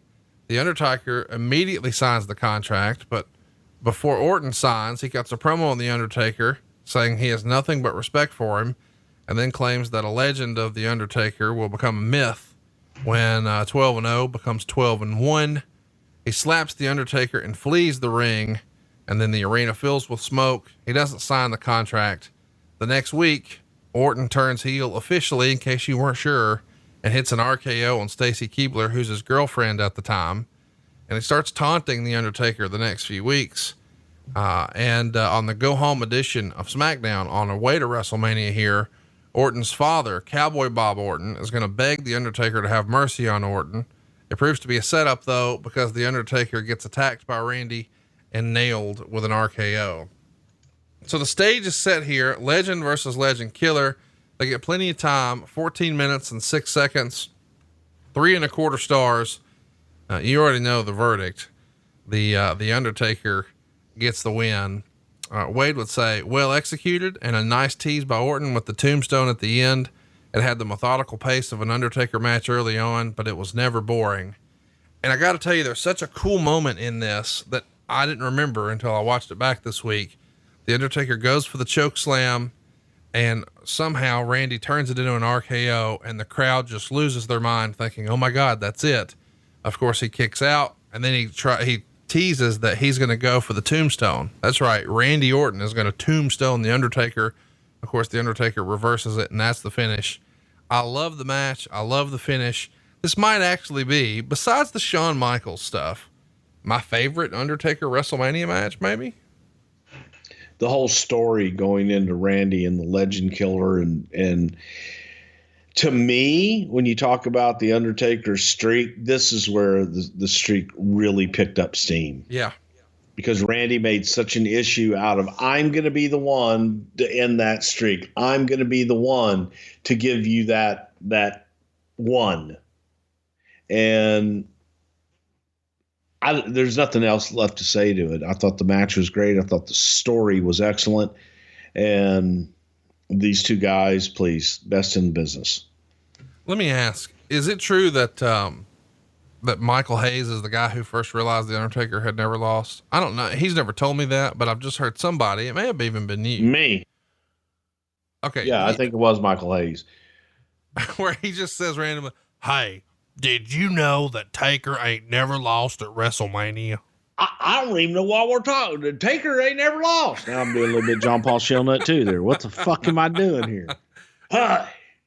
Taker ain't never lost, not once. I got to tell you a funny story. I got a sidebar here. Please do. Okay. So this week's been crazy, all this shit. And April 1st, which I didn't even realize what the date was. But anyway, 4 days ago, a lot of things were going down. And in the middle of my morning and all this stuff, I'm texting with Michael Hayes. And I'm going back and forth with Michael Hayes on some different issues. And it starts at like 10:30 in the morning. And then at about 4 o'clock, after it has subsided a little bit, I get a text. And the text reads, "Hey, is this April Fool's?" I mean, it was all very serious business shit and about a lot of things happening and going on. And after 6 hours, Michael fucking, "Hey, is this April Fool's?" I'm like, "No, dude, I wish it was, but just work with me here." And it just tickled me. That's all. It just tickled me. Well, it's funny. Thank you for sharing. We like when you share on the show. Well, I ain't gonna do it anymore then. Fuck it. We hate it. Don't you do it again. Okay, so anyway, I got another one for you.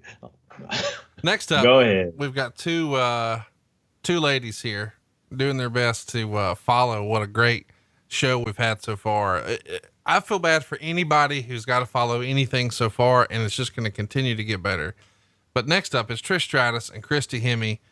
Christy's going to have Lita in her corner. They don't get a lot of time, 4 minutes and 40 seconds. Trish gets the win, and it gets half a star. The write-up would say they did a nice job making as best they could the fact that Christy had no business being in the ring on this big of a stage at this point in her career. It looked like Christy was a rookie, but Trish was enough of a pro to make it watchable. Half a star. You know, we know that Trish is going to have a much better match the next year with Mickie James, but Christy Hemme, very, very new to the wrestling game here. And now she's in such a big stage, probably a lot of big show jitters here, if I had to guess.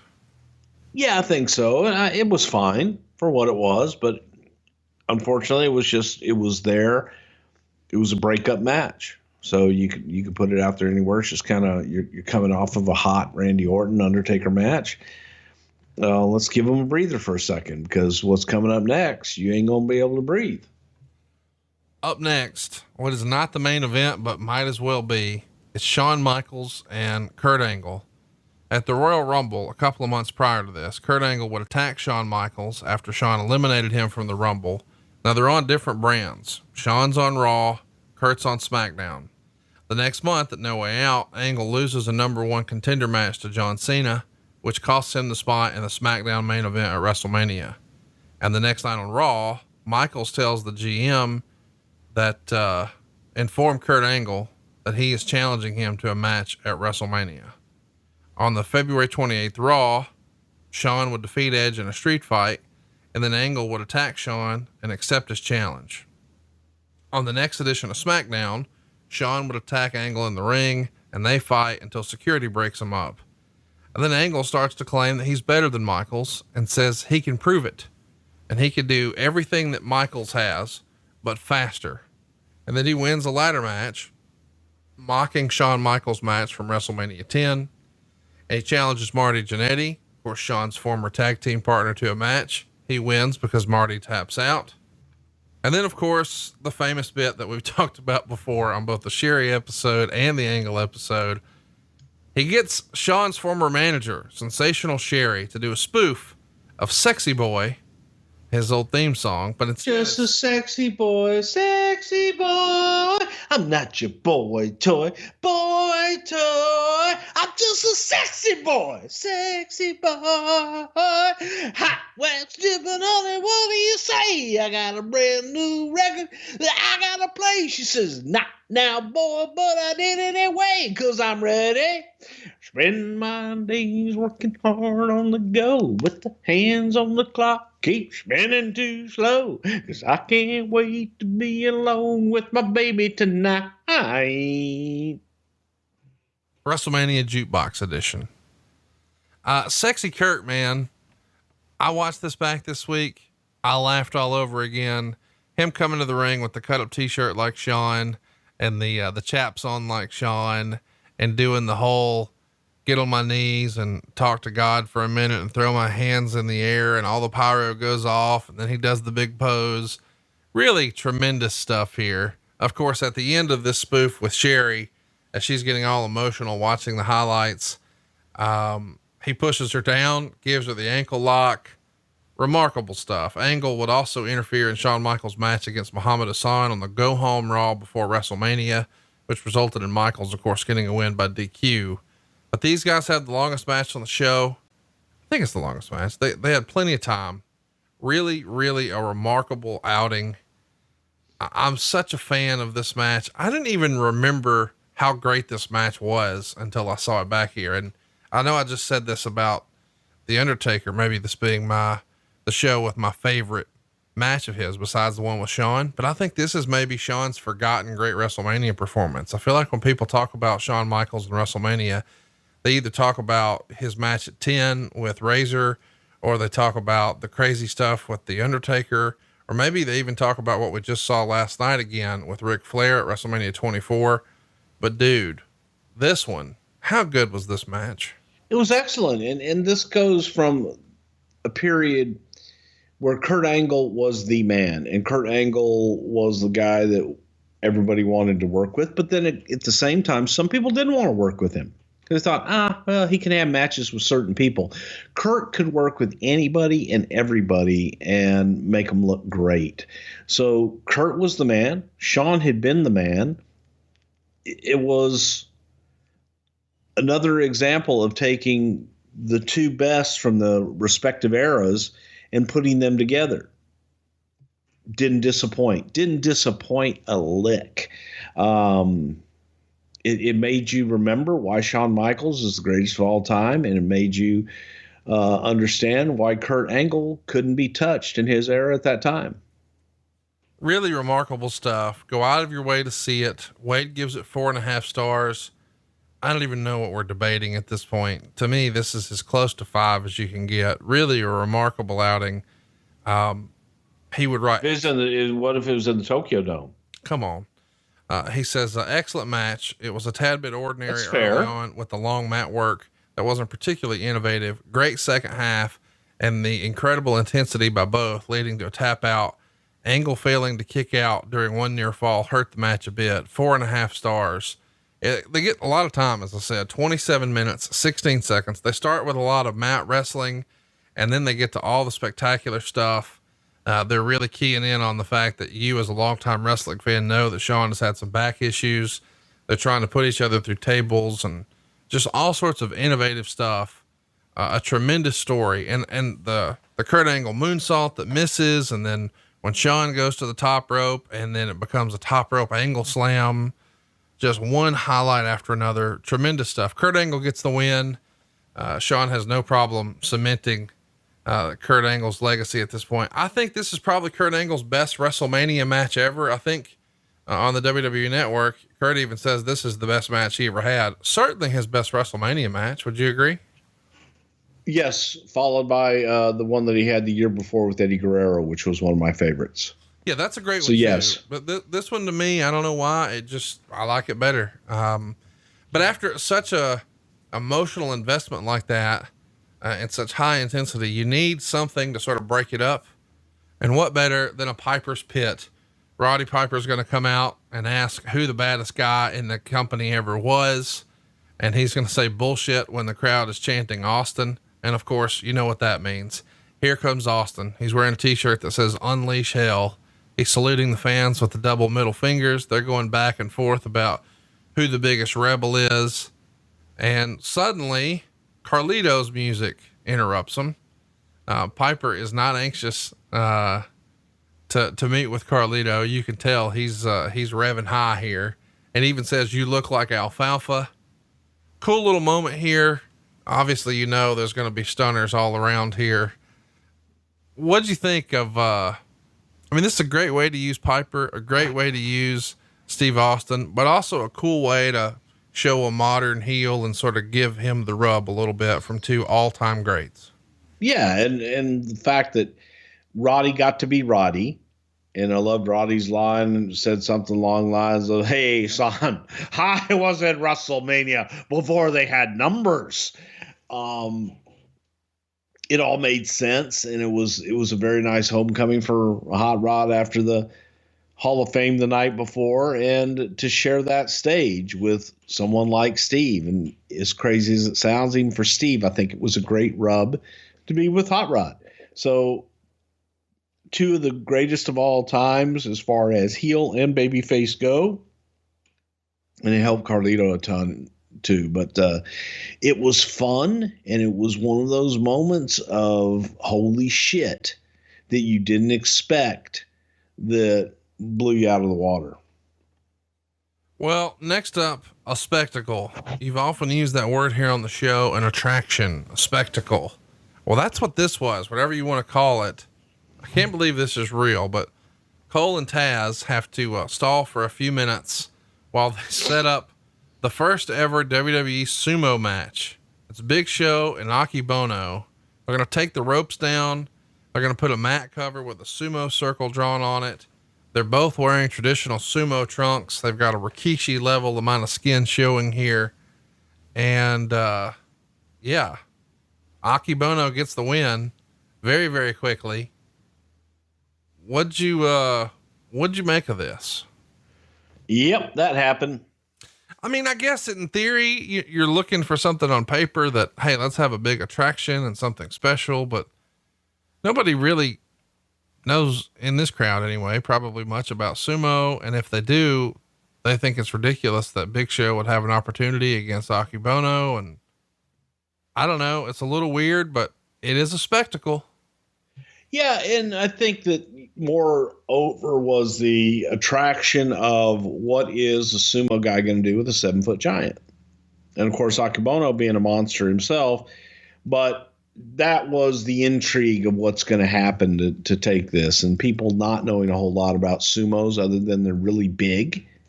How do they fare against a 7-foot monster, a giant?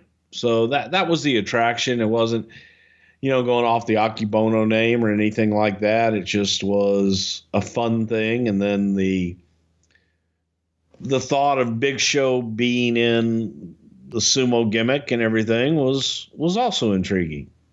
You didn't like that part? His butt was out. Yeah. Michael Cole says Big Show deserves credit for even accepting Akibono's challenge in this style of a match. Of course, they shake hands afterwards, and Big Show's music plays. Wade would say it didn't even feel like a cool novelty. It was just lousy and didn't do anything for WWE, WrestleMania, or Big Show, other than perhaps getting WWE some extra pub in Japan. Is this a Vince McMahon idea? Was he the one who was really pushing for this? What did that sound like? Yeah, Vince liked it. It was, God damn, he's huge. You get that moment, and it wasn't meant to be a classic fucking 18-star Tokyo Korakuen Hall Dome fucking match. It was an attraction. It was to let people up and give them something different from everything that they've seen all night long. They've seen matches all night. This is different. Next up, the WWE World Title match. JBL defending against John Cena. Let's sort of set the stage. At No Way Out, John Cena defeated Kurt Angle, as we said, to earn the spot in the SmackDown main event. During that same show, we would see JBL successfully defend the world title against Big Show in a barbed wire steel cage match. And as a result of Cena's win, he starts a feud with JBL and his cabinet. And on the February 24th SmackDown, Cena and Big Show would defeat JBL and Orlando Jordan. The following week, JBL cuts a promo on Cena, insults him, and Cena defends his U.S. title against Jordan. Jordan wins the match after the Basham brothers distracted the referee, and JBL hits Cena with the WWE title. Then they blow up Cena's customized U.S. title and replace it with the original one. Later that night, Cena brings a steel lead pipe to the ring with him and orders JBL to come out and fight him, only to have Teddy Long make his way to the ring and inform Cena he has to wait until WrestleMania. And then Cena says, if you're not a part of the solution, you're a part of the problem. And you know what that means. So Cena nails Teddy Long with the FU, and he's thrown out of the arena. And during JBL's match, he returns and attacks the cabinet. And the next week, Teddy announces that if Cena lays a hand on JBL apart from in a match, he's going to lose his WrestleMania match. And then they have a 6-man tag with John Cena and the tag champs, which is Eddie Guerrero and Rey Mysterio. And they're going to defeat JBL and the Bashams. But Cena has to stop himself from attacking JBL after the bell. And later on SmackDown, we would see Long clarify that if JBL provokes John Cena, then Cena can retaliate. So Cena is attempting to provoke JBL, vandalizing in his limousine, spray painting FU on JBL's shirt, etc., etc. On the go-home edition of SmackDown before WrestleMania, JBL would interrupt Cena's match with Carlito, and Cena would have him arrested for vandalism. And once Cena was handcuffed, JBL nailed him with a low blow and ended the show by leaving Cena laying. And so here we are. Orlando Jordan is in JBL's corner as he's going to try to defend his title against John Cena. They get 11 minutes and 18 seconds. Of course, John Cena gets the win. Not the best match ever. Gets a 1.25 stars. Wade Keller would say, not a terrible match for second on the card, but a huge disappointment that it was a very, very basic stuff throughout, where the heel dominated the face until a largely mundane comeback by Cena that got the mediocre crowd response it deserved. Cena did not look like a star, and the ending of JBL's long title reign should have felt like a bigger deal. I do think that's worth mentioning. Even in the promo that he was cutting with Triple H earlier in the show, JBL said, "I'm the only world champion in wrestling history to never lose," which is pretty funny because this is his first world title run and he hasn't lost it yet. And he says, "Go have fun out there losing for the 10th time," or something like that to Triple H. So a nice little feather in the cap for JBL, a fun little twist on the words, but he is like the longest reigning company champion here for a long, long time. JBL is. And when it finally happens, it's not the last match on the show. It's not the best match on the show, but it does happen. Why didn't this one click more? I mean, obviously you get where you wanted to be. You wanted to make Cena the man. You did, but it doesn't feel like it was as special as it could have been, maybe. Well, I thought it did click, and I thought that they did exactly what they set out to do, and that was to give John the ball to go to the next level. And that's what it was designed for. And was it, to the wrestling purist who wants to see 9 million high spots and all that other shit, was it that? Nope. Wasn't meant to be either. It was meant to be John anointing John Cena. So JBL, to be clear, anointing John Cena and making Cena the guy and putting him in the position to be the man. So to that, it accomplished it. And I thought it was a good match. I like both guys. So maybe I'm prejudiced, but to me, it told the story, and that's what's important. The story was told, and it was told in a good way. Next up, we get highlight clips from the Hall of Fame ceremony, and then Gene Okerlund introduces the class. Pretty cool little moment to give everybody a chance to come out and wave one last time to the crowd, including another appearance from Hulk Hogan. And we see a shot of his family ringside. Of course, Nick's there and Brooks there and his wife Linda at the time. Pretty cool moment to see them all out there. And then our main event, the world title match, Triple H defending against Batista. This has been a long time coming. Of course, Evolution was such a big part of the story for so long. And you probably recall Randy Orton won the world title, and then the next night after SummerSlam was kicked out of Evolution. But Batista still hangs around Ric Flair and Triple H, but he's had lots of suspicions, and we start to see even the crowd be in on it when we overhear Triple H and Ric Flair making plans against Batista, and we zoom out and we see that Batista overheard it too. So now we all know.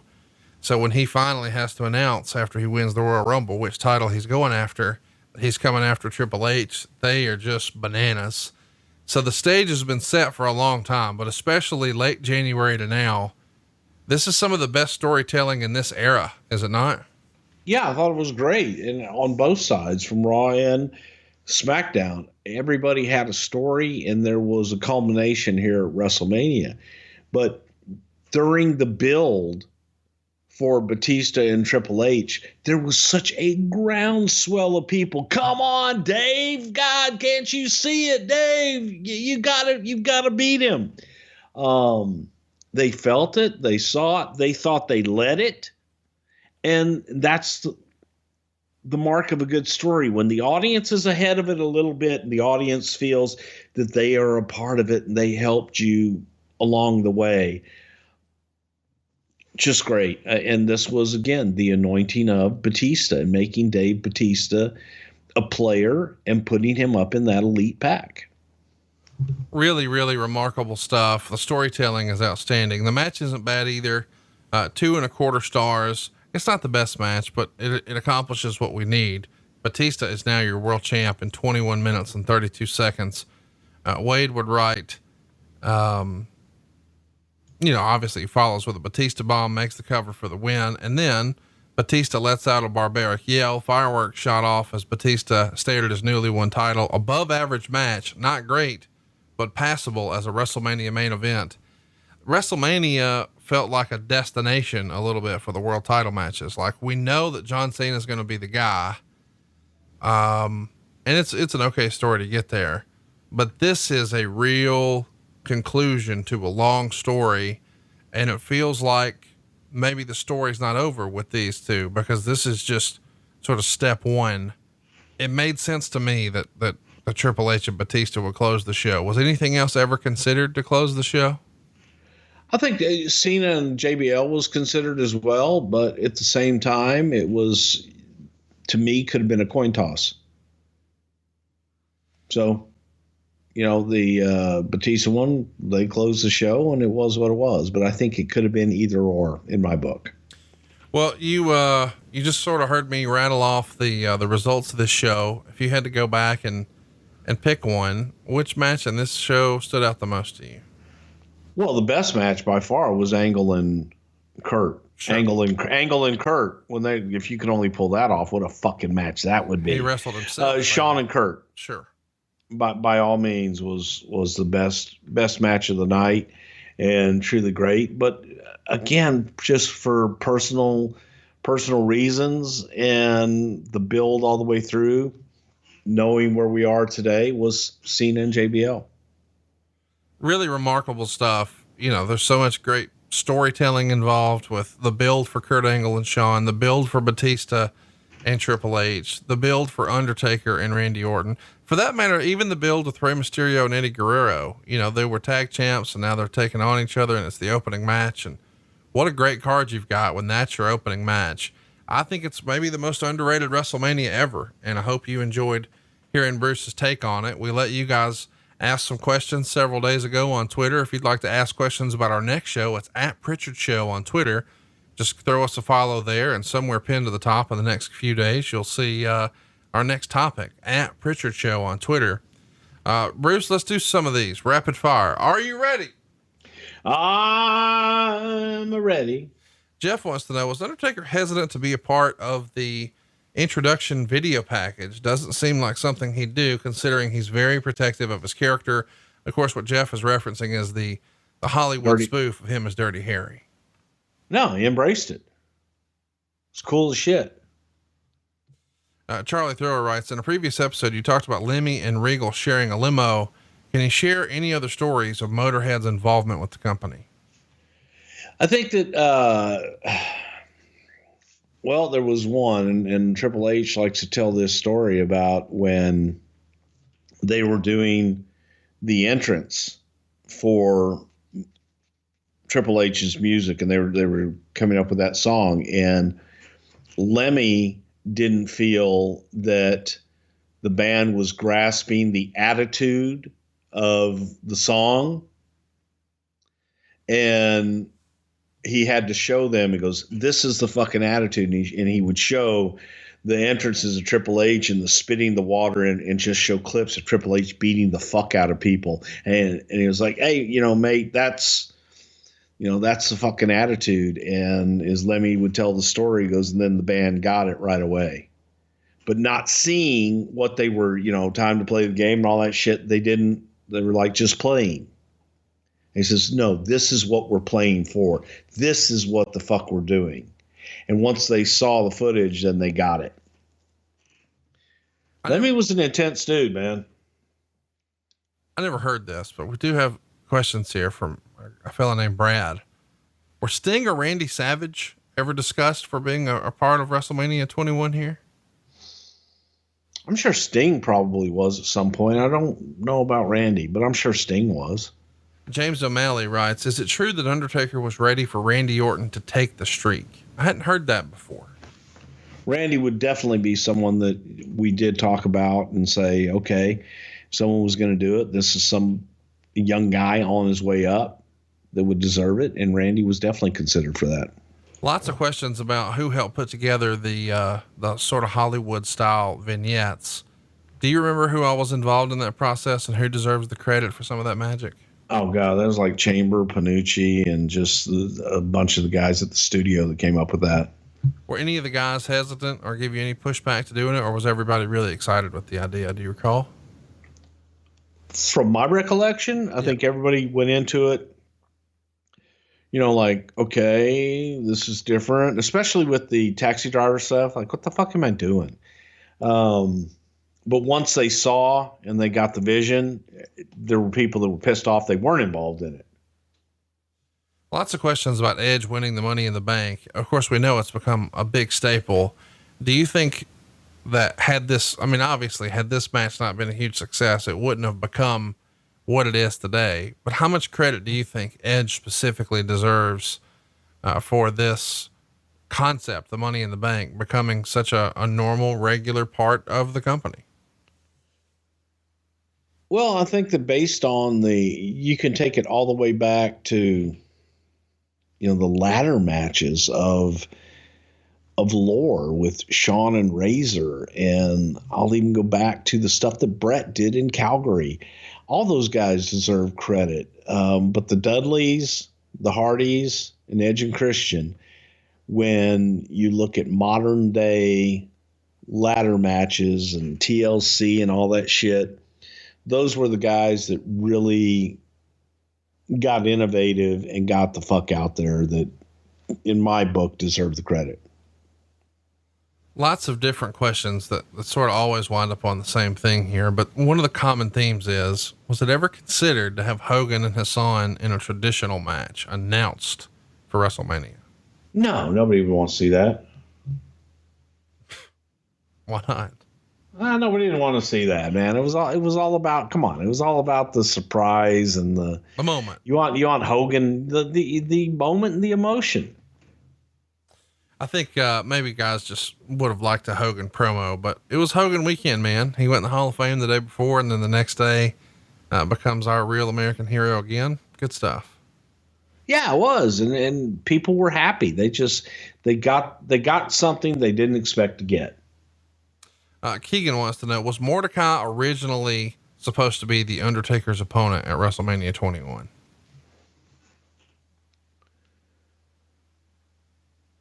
Thinking time frame wise,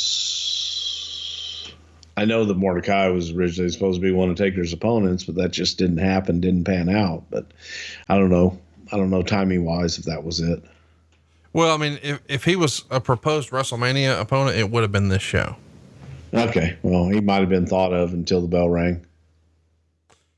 Andrew wants to know, are there any other possible, and by the way, I love you, Kevin. Andrew wants to know, are there any other possible locations in LA to host WrestleMania, or was Vince always committed to doing it at Staples Center? Well, hey, you could have gone to Los Angeles Memorial Coliseum for the 100,000 seats, but Staples Center itself has a lot of prestige, and this was an opportunity to showcase it in the land of Hollywood. So why not? Neil wants to know, why was Edge the right guy to win Money in the Bank? Do you remember any other alternative plans that may have been suggested? Frankly, any one of those guys could have won it, including Shelton Benjamin, because it was new and it was something that you couldn't really call. Edge winning it was a nice boost for Edge, and it gave him, even more credibility and a little bit of intrigue there with the briefcase. So any one of them could have won it. What do you think Jim Cornette would have thought of the Big Show Akibono match? What the fuck? He got his ass hanging out, motherfucker. I don't know that Corny would have. I don't know. You know what? Actually, I take it back. That may be something Corny really would have embraced. John Owens wants to know, hypothetically, which film parody should Brother Love have starred in? That's a fun one. Well, we could have done the Steve Martin Leap of Faith. Yeah, that's the only one I knew that you were going to go to. Well, that's because I love that. That was a fucking great movie. But Leap of But Faith, yeah, I could have done that. Leap of Faith didn't really have like any iconic scenes that fans would have probably recognized, though, right? Yes, but me being in it would have been iconic in and of itself. Oh my gosh. Well, that's going to bring this week's episode to a close.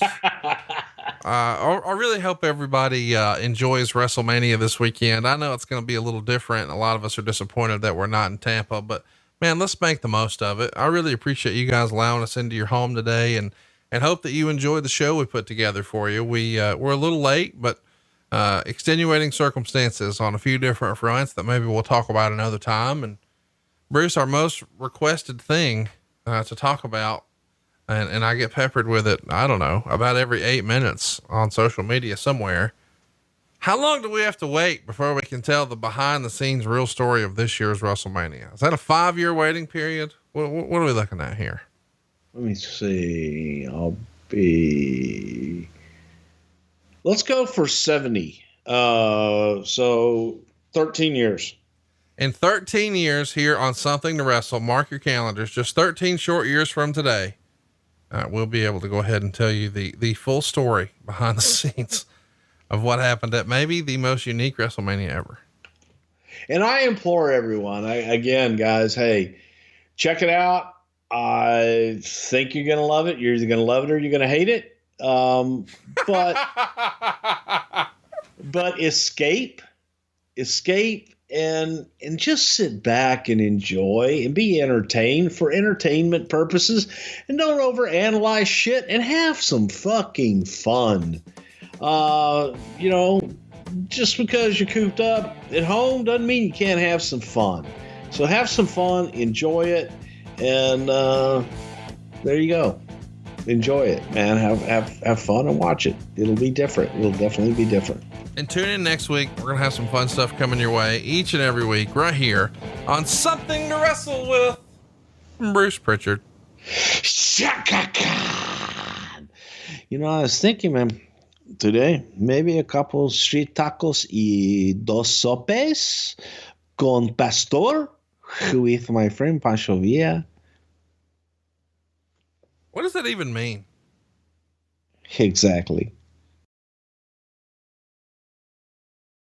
Hey, it's Conrad Thompson. Thanks for checking out the podcast here on YouTube.